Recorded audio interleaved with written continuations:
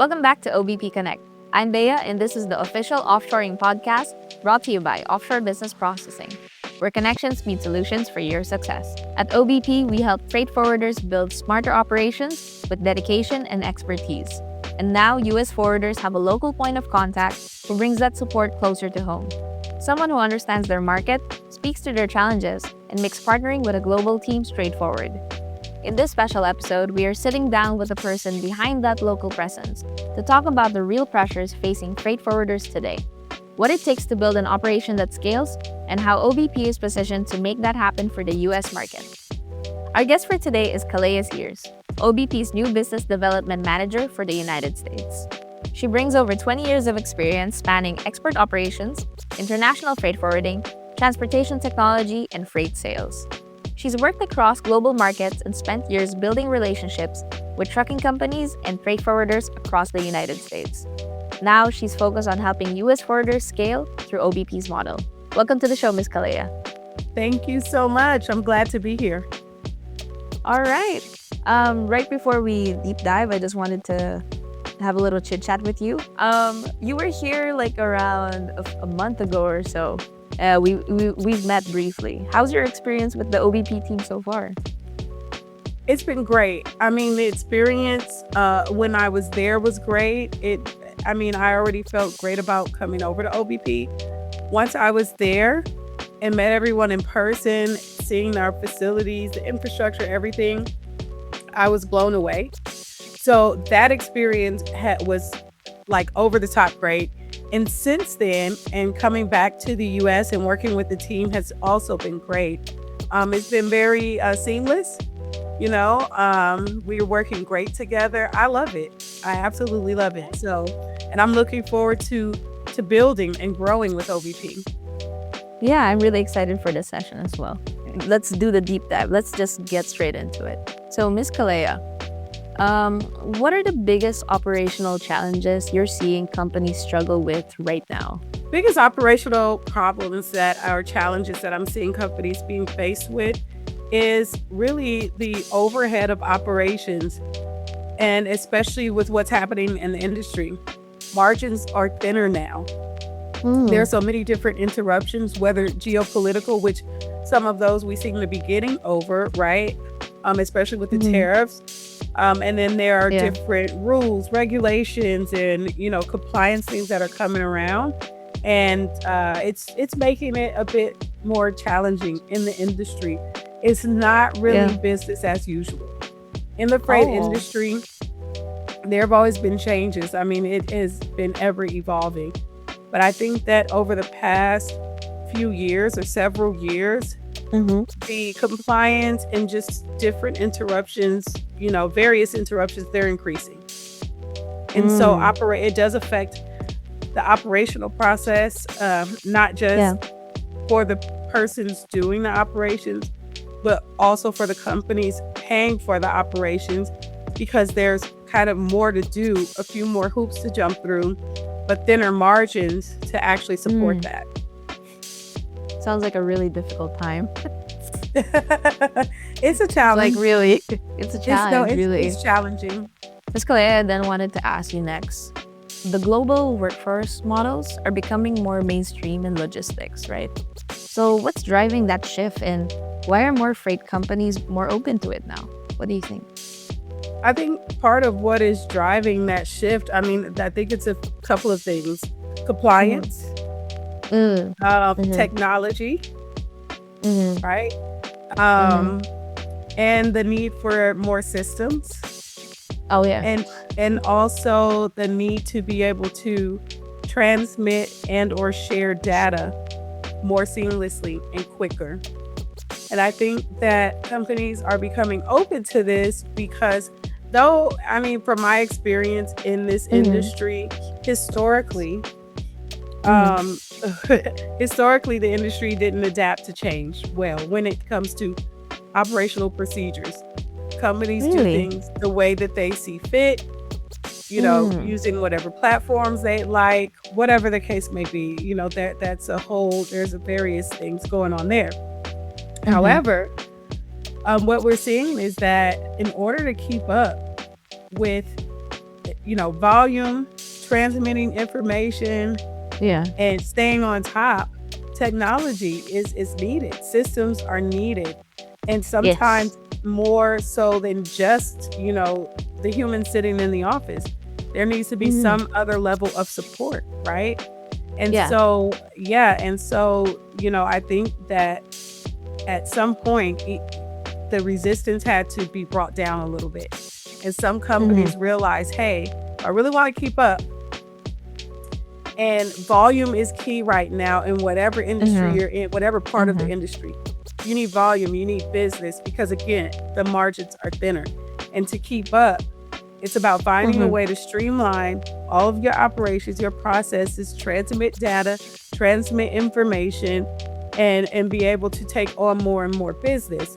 And, Mm-hmm. it's kind of it's a shape up or be left behind type of deal. I guess is the best way that I can Yeah. say it. Yeah, I hear you on that. Regulatory compliance in freight is getting more complex, as you mentioned. You literally said that. How are you seeing that pressure show up for forwarders and how are they coping? They're coping for sure, Mm-hmm. right? Because Mm-hmm. again, back to if I want to be able to get the business, maintain the business, I need to Mm-hmm. learn what compliance, is needed for Yeah. various different parts of the industry or where I'm shipping to. And so, Mm-hmm.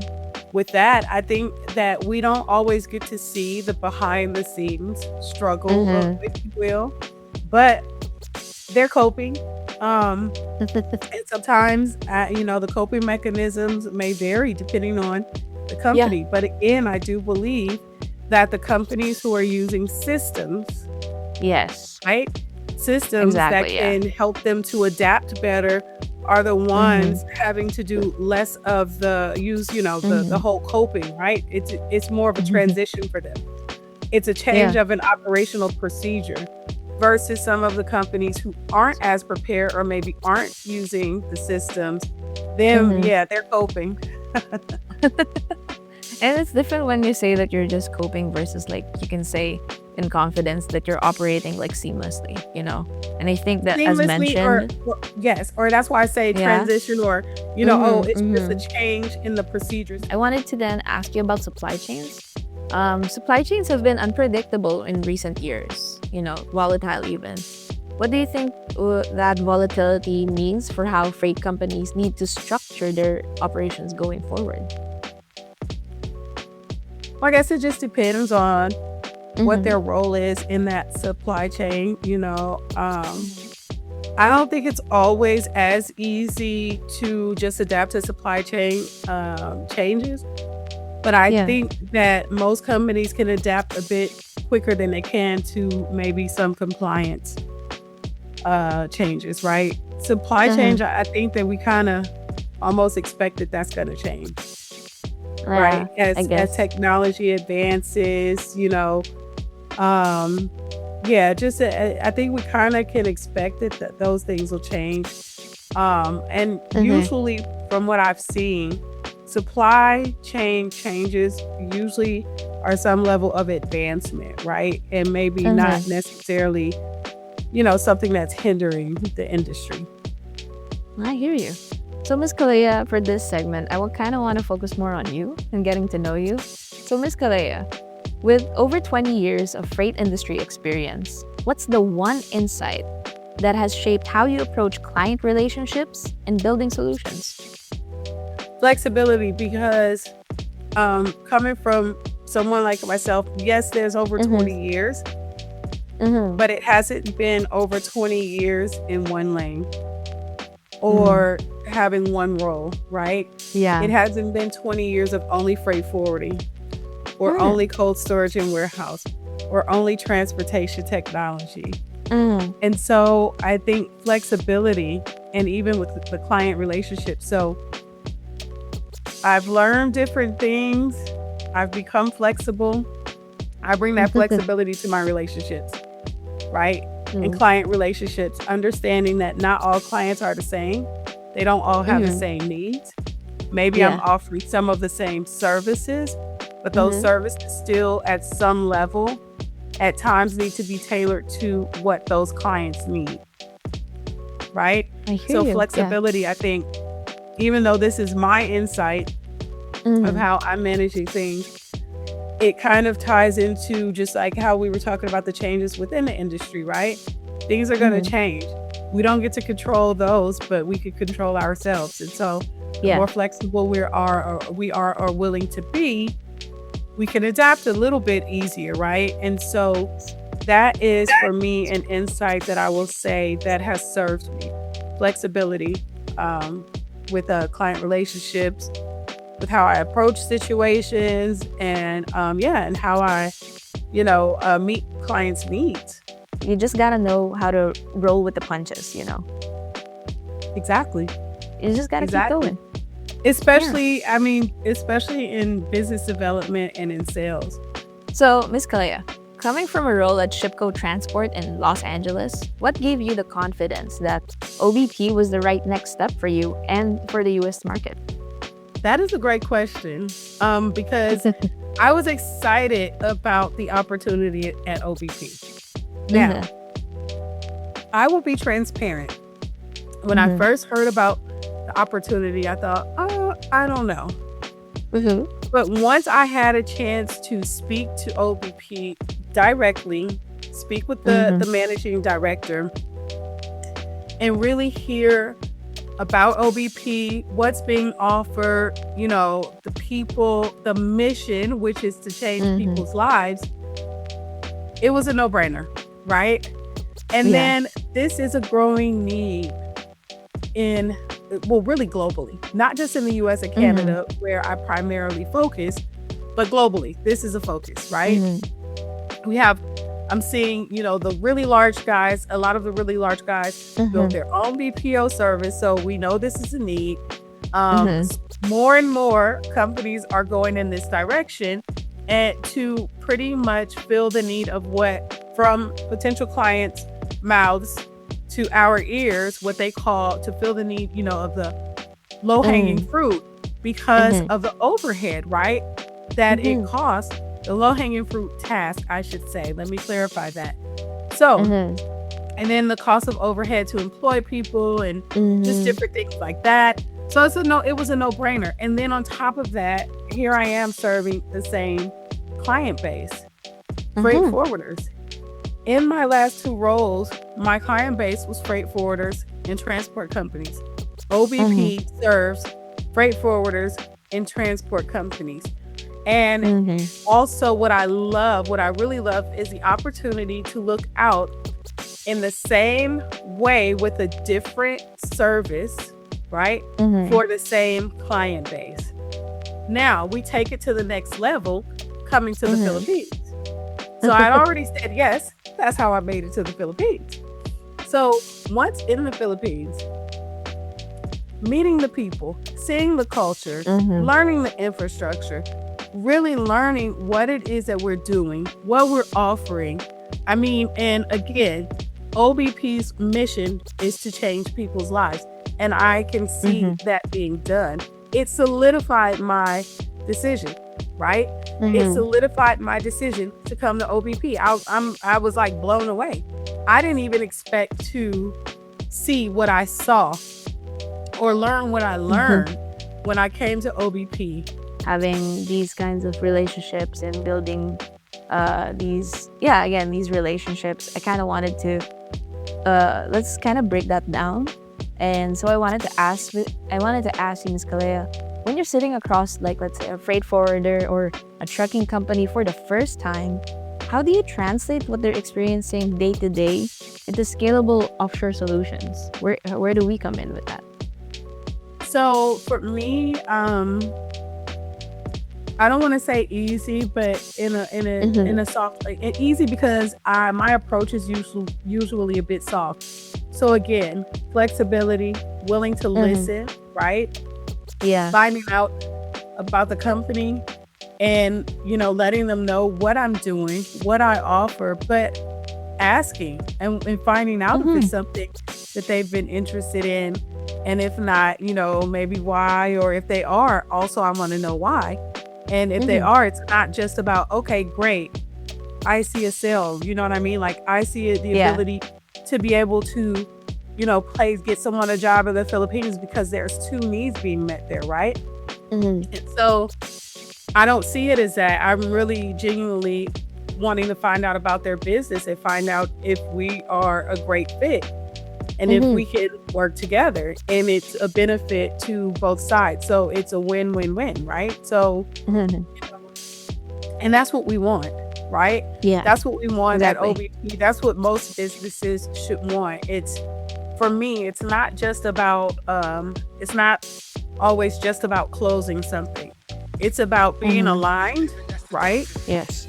Closing and maintaining. Yeah, I hear you on that. Exactly. Um, Going to my next question, you kind of also already touched on it, actually. So, building long-term partnerships is very different from closing deals, right? You kind of touched upon that a bit. What does that look like in practice for you when you're developing relationships in the US and Canada specifically? Since, yeah. So, yeah, just be a good human being. So, no matter what role you're in, be a good human being. I mean, Mm-hmm. in this industry, and again, I haven't stayed in one lane for the 20 plus years, Mm-hmm. right? So, being in this industry, you learn that you never know what end of the relationship you'll end up on as you progress and transition Yeah. your career and into different roles. You can be a customer one day, you can be a Mm-hmm. vendor the next day, right? Mm. So it's really, for me, building relationships is about showing up. Showing So up. if we're aligned, if our two positions are aligned and our companies are working together, great. Show up and take care of them. You never know where you're going Yeah. to be. Even in situations where I'm meeting people in this industry and maybe business wise we aren't initially aligned, but we're still Mhm. right with each other. We talk about business, we talk about the industry, we build a rapport because again, we never know where we're going to meet up again. But you get what I Yeah. mean? So we're going Mm-hmm. to cross paths with some of the same people. We're not going to Mm-hmm. always be, our businesses won't always be aligned to work together, but that can always change. It can change in a day. Yeah. So So just like, be a great human being, show up mm-hmm. when you are in the capacity to work Mm-hmm. directly or serve directly, to a business, but also just be cool. Be cool. Be cool. I Be mean, even cool. when they aren't your customer, be cool. Just be a Yeah. good human being. It's really simple.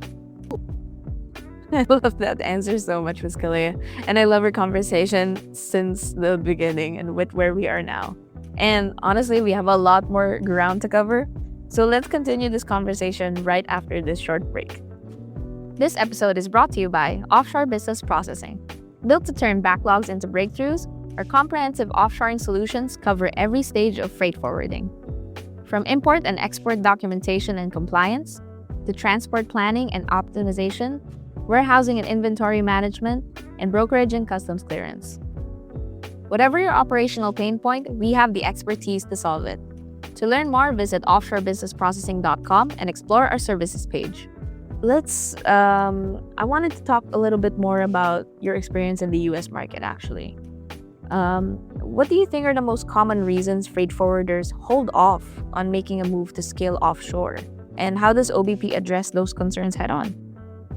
That's a good question. I think one of the or a couple of the most common reasons, fear of the unknown. For the unknown? And that unknown can be operational. Mm. I don't want to go through this long process or, having to train and having to do this and then back and forth, or hearing of other experiences where the transition into offshoring was rocky, Yeah. right? Yeah. Or so fear of the unknown. They don't know how it's going to go. They don't know, how long it's going to take, even when you can kind of reassure them, you find out more about their business. I think it's just fear of the unknown, and sometimes it's just resistance to change, right? And Yeah. I think that those might be the two most common. And then, of course, there's always a concern of data information. Of course. OBP is great about data and we can usually overcome that objection because we are not only a 100% work from in-office company, we are also accredited, right, by, data privacy organization. And we have a very secure environment, especially being with PEZA and, just different things. So there are certain measures that we need to take as it relates to client data. We aren't doing any sharing. We aren't sharing employees. So, even if two forwarders are using the same sort of systems, we aren't sharing employees. So there's no mistake of someone putting in the wrong data for the wrong customer, anything like that, right? So we kind of got we actually have the data security under wraps. That part we're good. So, Ms. Calaia, there are many outsourcing providers in the market, okay? When you're sitting across someone who is skeptical about offshore teams, what do you emphasize about OBP setup, team structure, or delivery model that actually shifts their mindset? I think you touched upon it as well. Absolutely. From your earlier. Touched on it before. And I could see the shift, right, in their space, their mental space, their perception. When I mentioned that we're 100% work from in office, because OBP might be the only or one of very, very few BPO services for the logistics industry that is a 100% work in office company. That definitely provides a shift in the perception. And that we're 24/7 operate 24/7 hour operation. So 24 hours, 7 days a week. Clients get to choose their shift. We're here. And it's not just one person there over graveyard.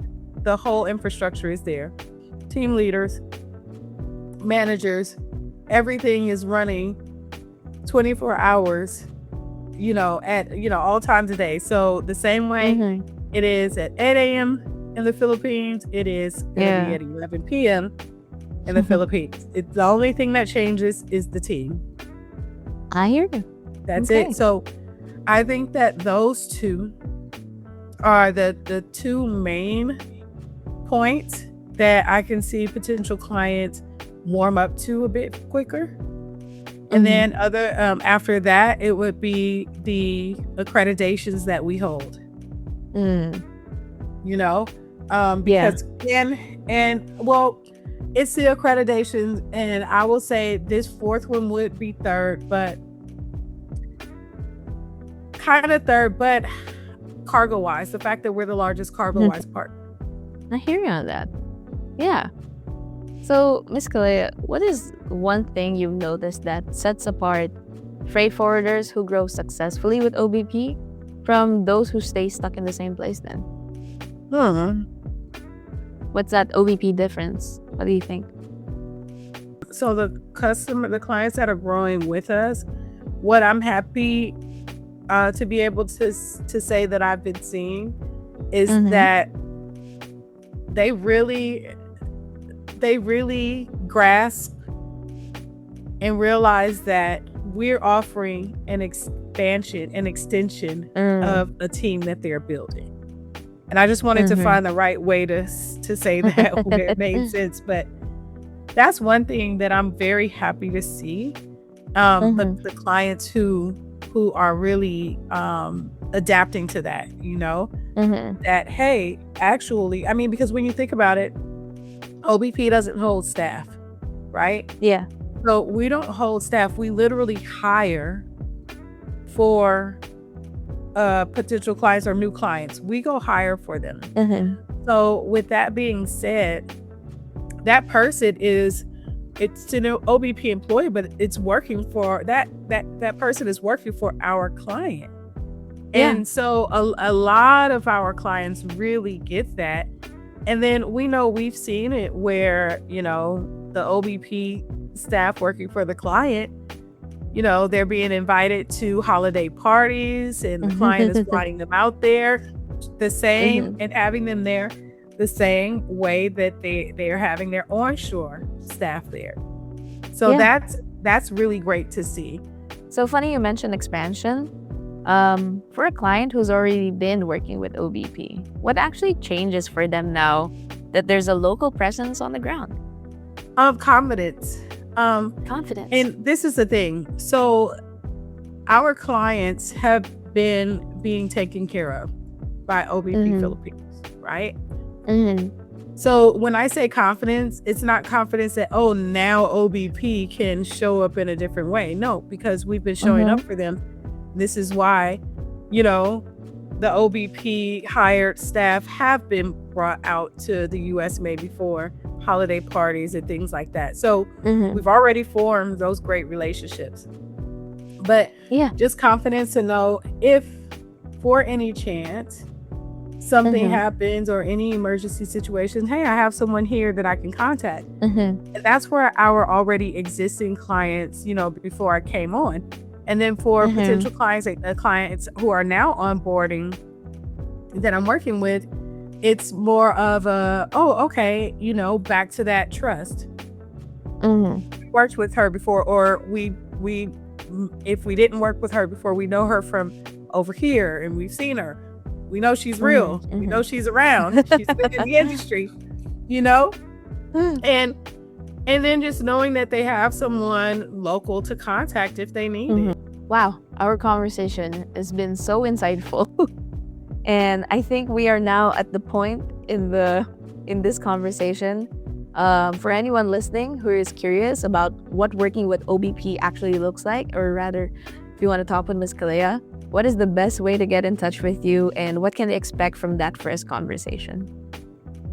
The easiest way to reach me is by email at sales@offshorebusinessprocessing.com, or you can call or text me at 657-643-1076. I'm based here in the USA. I operate out of the Los Angeles office, 8 a.m. to 6 p.m. Okay. All right, Ms. Calaia, before I let you go, because this conversation has been so wonderful and so insightful, for a forwarder who is thinking about the next 3 to 5 years, what does OBP bring to the table as a long-term growth partner? What OBP brings to the table as a long-term growth partner is the ability to seamlessly and efficiently expand your team globally for global reach. And so, there's no better proof than giving us a try. I love that that's our ender. So thank you so much, Ms. Calaia, for hopping on this call, joining us on this podcast. Absolutely loved our conversation and all the insight that you provided us. I'm really looking forward to people hearing and watching this podcast episode with you. So thank you, and I'll see you soon. Thank you. Yes, hope to see you soon. Have a good one. That really puts into perspective why getting your operations in order is not something you can afford to put off. If today's conversation showed you anything, it's that scaling a freight operation doesn't have to mean losing control. And with the right partner behind you, growth becomes a whole lot more manageable. That is a wrap on this special episode. If you're ready to explore what OBP can do for your business, reach out to Ms. Calaia and start the conversation. And thank you for being with us today, Ms. Calaia. And thank you everyone for listening. You can follow Offshore Business Processing on LinkedIn, Facebook, and YouTube for more industry insights. And for more information on our services, just visit offshorebusinessprocessing.com. This has been OBP Connect, where connections meet solutions for your success.